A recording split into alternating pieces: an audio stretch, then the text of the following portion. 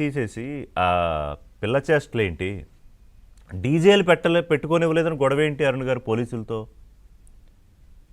అసలు ఏంటి నిన్న జరిగింది? ప్యానెల్లోని పెద్దలకి, మీకు వీక్షకులకి నమస్కారం సార్. నమస్కారం. జగన్మోహన్ రెడ్డి గారు రాష్ట్ర ప్రజలకి ఏదైనా ఆపదొచ్చినప్పుడు వచ్చి అండగా నిలబడాలి అనేటువంటి ఉద్దేశం కన్నా కూడా ప్రభుత్వం మీద ప్రజలు అసంతృప్తిగా ఉన్నారు, అందుకే జగన్ వచ్చినటువంటి ప్రతిసారి జనం తండోపతండాలుగా వస్తున్నారు అనేటువంటి ఒక విధానాన్ని ప్రజల్లోకి పంపించాలి అనేటువంటి బలమైనటువంటి ఉద్దేశంతో ప్రతిసారి కూడా ఏ పరామర్శకు వచ్చినా సరే బల ప్రదర్శన చేసేటువంటి ప్రయత్నం అయితే చేస్తున్నాడు సార్. అంటే ఇక్కడ జగన్మోహన్ రెడ్డికి బల ప్రదర్శన ఏ సందర్భంలో చేయాలి, పరామర్శ ఎలా చేయాలి, బాధితులను ఆదుకోవడానికి ఏ క్రైటీరియా ఫాలో అవుతూ వెళ్ళాలి, అక్కడికి వెళ్ళిన తర్వాత మన యొక్క బాడీ లాంగ్వేజ్ కానివ్వండి, మన మాట తీరు కానివ్వండి, మన హావభావాలు కానివ్వండి ఎలాగ ఉండాలి అనేటువంటి మినిమం నాలెడ్జ్ కూడా జగన్మోహన్ రెడ్డికి లేదు. అంటే అతనికి నిజంగానే బాధితుల యొక్క బాధ ఎలా ఉండిద్ది అనేది అతనికి తెలియదు. చిన్నప్పటి నుంచి అతనికి ఆ వెర్షన్ అనేది తెలియకుండానే పెంచారేమో అతని తల్లిదండ్రులు అని చెప్పేసి మనం జరుగుతున్నట్టు ఈ సంఘటనలను బేస్ చేసుకొని అప్పుడు తెలియకపోవచ్చు, ఆయన వ్యాపారవేత్తగా ఉన్నప్పుడు తెలియకపోవచ్చు, కానీ ఆయన రాజకీయాల్లోకి వచ్చారు, పార్టీ పెట్టారు, ముఖ్యమంత్రి అయ్యారు, ఇప్పుడు ప్రతిపక్షంలో ఉన్నారు, ఇప్పుడు కూడా తెలియదు అంటే ఎలా? తెలియదు అనుకుంటే అంటే ఆయనకి ఇన్బిల్ట్ రాలేదు సార్. దాన్ని మనం ఏం చేద్దాం? ఇప్పుడు ఆయన ప్రతిసారి చూడండి, ఎవరైనా మరణించినప్పుడు పార్థివ దేహం దగ్గరికి వెళ్ళేసి మనకి ఎంత దూరపు వ్యక్తులైనా, అసలు తెలియని వ్యక్తులైనా సరే మన చుట్టుపక్కల ఉన్నటువంటి వాతావరణానికి మనకు కనెక్ట్ అవుతాం. గంభీరంగా బాధాకరమైన వాతావరణంలో ఉన్నప్పుడు కూడా ఈయన స్మైల్ ఇచ్చేస్తాడు. అదొకటి ఆయనకు ఉన్నటువంటి చేతగాంతనమా, ఆ భావాలను ఎలా రిసీవ్ చేసుకోవాలో తెలియని తనమా, లేదంటే అదొక సైకోయిజం అనేది మనకు కూడా తెలియదు. అది నిజంగానే వాస్తవంగా తెలియదు.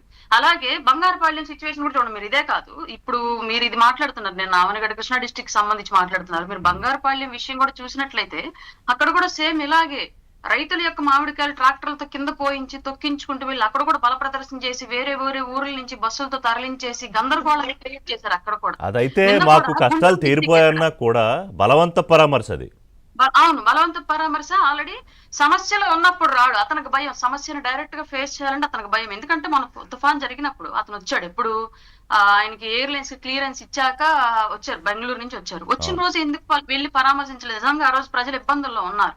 గవర్నమెంట్ పనిచేస్తున్నప్పటికీ కూడా తుఫాను ప్రభావం ఇంకా కొనసాగుతూనే ఉంది కాబట్టి ఈయన కోసం ఎదురు చూసేటువంటి ఆయన చెప్తూ ఉంటాడు ఎప్పుడు 40% ఓటు బ్యాంక్ నాకు ఈవీఎం లో నమోదైందని చెప్పేసి చెప్తూ ఉంటాడు.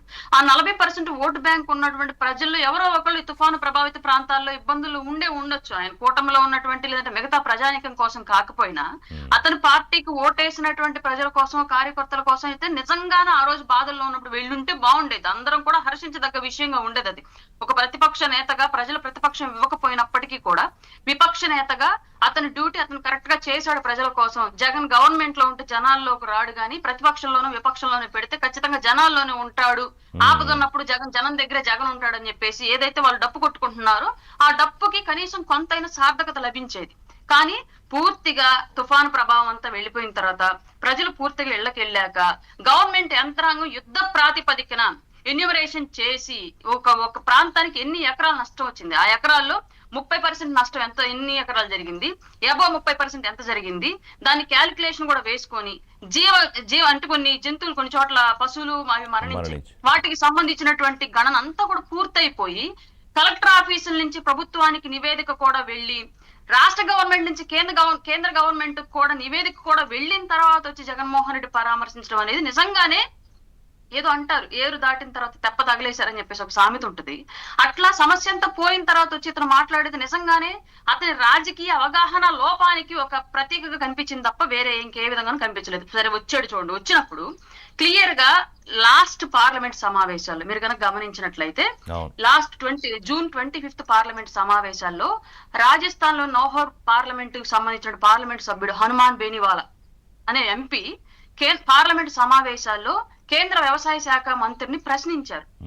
దేశవ్యాప్తంగా రైతులకు జరుగుతున్నటువంటి ఫసల్ బీమా యోజనకు సంబంధించి కేంద్రం ఏం చేస్తోంది, దీనికి సంబంధించి లాభ నష్టాలు ఏంటి అనేటువంటి ఒక క్వశ్చన్ వేసినప్పుడు ఇప్పుడున్నట్టు కేంద్ర వ్యవసాయ శాఖ మంత్రి గారు క్లియర్ గా చెప్పారు. ఏమని?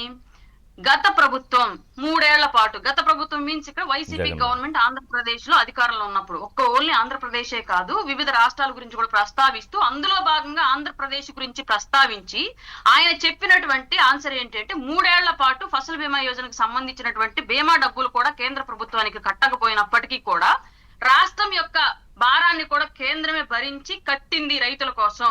తర్వాత మేము వడ్డీ వేసి మరి రాష్ట్ర ప్రభుత్వాల దగ్గర వసూలు చేసుకుంటామేమో, కానీ అది తర్వాత విషయం. కానీ ప్రస్తుతం రైతులను ఇబ్బంది పెట్టడం ఇష్టం లేక కేంద్ర ప్రభుత్వమే ఆ భారాన్ని కూడా భరించింది అని చెప్పేసి అశుద్ధం అంటించి కొట్టినట్లుగా జగన్మోహన్ రెడ్డి గవర్నమెంట్ రైతుల పట్ల వ్యవహరించిన నిర్లక్ష్యాన్ని పార్లమెంట్ సాక్షిగా బహిర్గతం చేశాడు కేంద్ర వ్యవసాయ శాఖ మంత్రివర్యులు. కానీ ఈ రోజు నిన్న ఆయన మాట్లాడుతున్న మాటలు వారి యొక్క అధికార ఛానల్, వాళ్ళ సాక్షి ఛానల్లో కానివ్వండి, వారి యొక్క అనుకూలమైనటువంటి యూట్యూబ్ ఛానల్స్ లో కానివ్వండి ప్రసారం జరిగేటువంటి కొన్ని వీడియోలు నేను చూశాను సార్ క్లియర్లీ.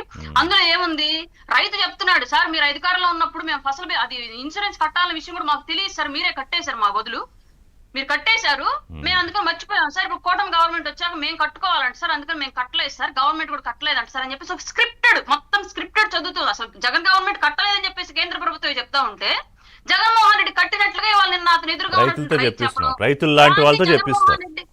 అవును, జగన్మోహన్ రెడ్డి దాన్ని ఇంకా ఎలాబరేట్ చేస్తూ, అవును అప్పుడు నేను చూసుకున్నాను అంతా మన గవర్నమెంట్ లో మీకు 40,000 వచ్చాయి, 18,000 వచ్చాయి, ఇలా రకరకాల డప్పు ఎక్కడొచ్చినాయి. ఒక్క రైతును మీరు వాస్తవంగా మాట్లాడించండి, నిజంగానే మీడియా మైకులు పక్కన పెట్టి మీరు ఎవరైనా ఒక రైతు దగ్గరికి వెళ్ళి చెప్పమని చెప్పండి, ఏ పథకానికైనా సరే